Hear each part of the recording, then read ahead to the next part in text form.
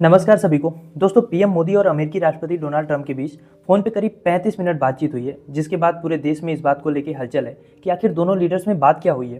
क्या ट्रंप अब भारत और पाकिस्तान के बीच में जो सीज फायर का क्लेम करते हैं अब करना बंद कर देंगे? क्या मोदी जी ने उनको अपनी लाल आंख दिखा दी है? हालांकि फ़ोन पे दिखाना मुश्किल होता है क्योंकि ऑडियो कॉल था, पर अगर मोदी जी ने दो टूक बता भी दिया होगा ना तो ट्रंप समझ गया होगा। तो इस वीडियो में इस कॉल के पीछे की पूरी इनसाइड स्टोरी और मीडिया कैसे हेडलाइन को मैनेज कर रहा है, विपक्ष के क्या सवाल हैं, इन सारी चीज़ों को समेटने की कोशिश करेंगे।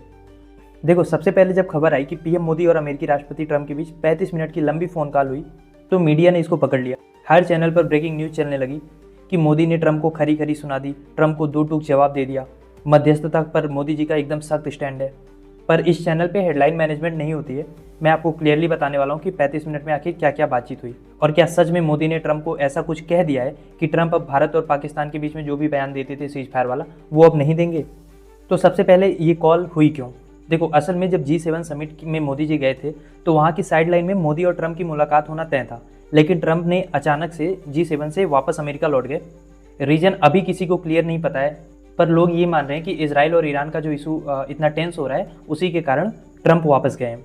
हालांकि ट्रंप इतनी बार सीज फायर वर्ड को यूज कर चुके हैं ना कि जब फ्रांस के राष्ट्रपति मैक्रोन से पूछा गया कि ट्रंप साहब क्यों लौट गए तो उन्होंने मजे लेते हुए कहा कि हो सकता है सीज फायर कराने गए हूँ। अब ट्रंप का तो आपको पता है, ऐसा हो ही नहीं सकता कि आप उन पर कमेंट करो और वो जवाब ना दें। ट्रंप ने भी गुस्से में कहा कि उससे भी बहुत कुछ बड़ा करने जा रहा हूँ, तुम्हें नहीं पता है।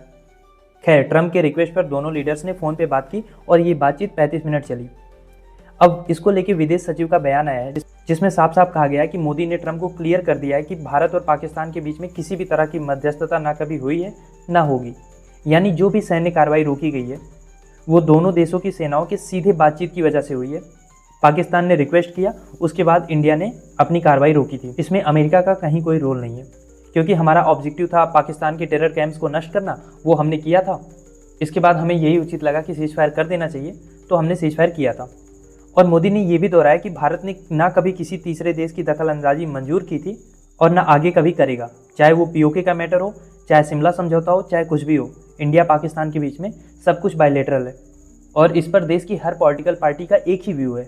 जाहिर सी बात है, ट्रंप ने पहले भी कश्मीर के मैटर पर मध्यस्थता की बात की है, तो ये उसी के रेफरेंस में उसका जवाब दिया गया और ये कहा गया कि ये टॉपिक तो नॉन निगोशिएबल है। ट्रंप ने मोदी की सारी बातों को सुना और भारत की आतंकवाद के खिलाफ लड़ाई को सपोर्ट किया।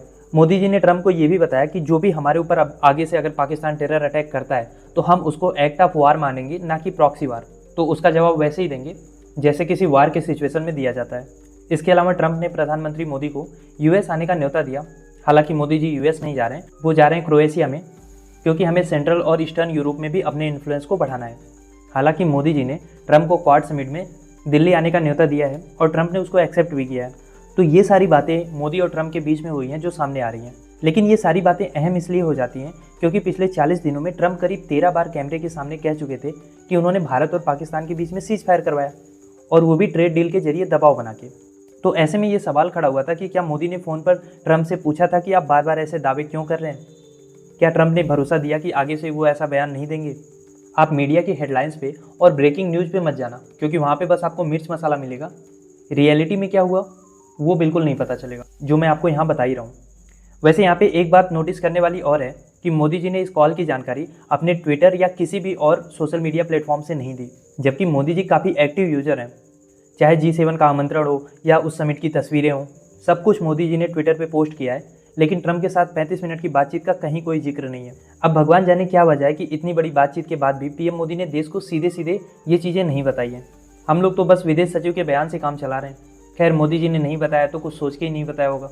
हालांकि ये बात तो पूरा विपक्ष कह रहा है कि ऑपरेशन सिंदूर से लेके उससे रिलेटेड जो भी घटनाएं हुई हैं उसको ऑल पार्टी मीटिंग में मोदी जी को खुद आके बताना चाहिए, या तो संसद का विशेष सत्र बुला के वहाँ पे बताना चाहिए। ये सब भी मोदी जी ने नहीं किया। अब यहाँ पे इंटरेस्टिंग होगा देखना कि मोदी जी से फ़ोन कॉल के बाद भी क्या ट्रंप सचमुच में अब अपने पुराने बयान को दोहराना बंद कर देते हैं। देखिए, डाउट इसलिए हो रहा है क्योंकि ये बंदा कुछ भी बोल देता है। अभी G7 की समिट में वो कह रहा है कि G7 को एक्सपेंड करना चाहिए और उसमें चाइना और रसिया को शामिल करना चाहिए। मतलब जहाँ एक तरफ ट्रंप कहते हैं कि चाइना उनका सबसे बड़ा राइवल है, उससे वो टैरिफ खेल रहे हैं, वहीं दूसरी ओर उसको G7 में भी लाना चाहते हैं।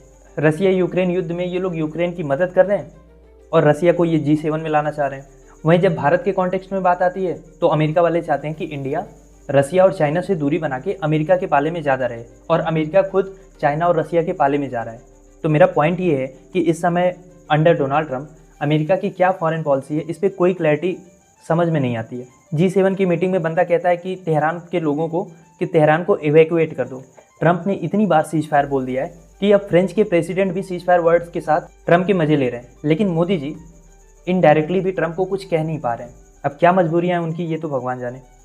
वैसे मेरा सवाल आपसे ये कि आपको क्या लगता है कि सिर्फ एक फ़ोन कॉल से इंटरनेशनल पॉलिटिक्स की इतनी बड़ी उलझनें सुलझ सकती हैं, या अभी ट्रंप कोई और बम भी फोड़ेंगे और एक बार फिर से सीज फायर चिल्लाएंगे? लिखिए अपनी राय कमेंट बॉक्स में।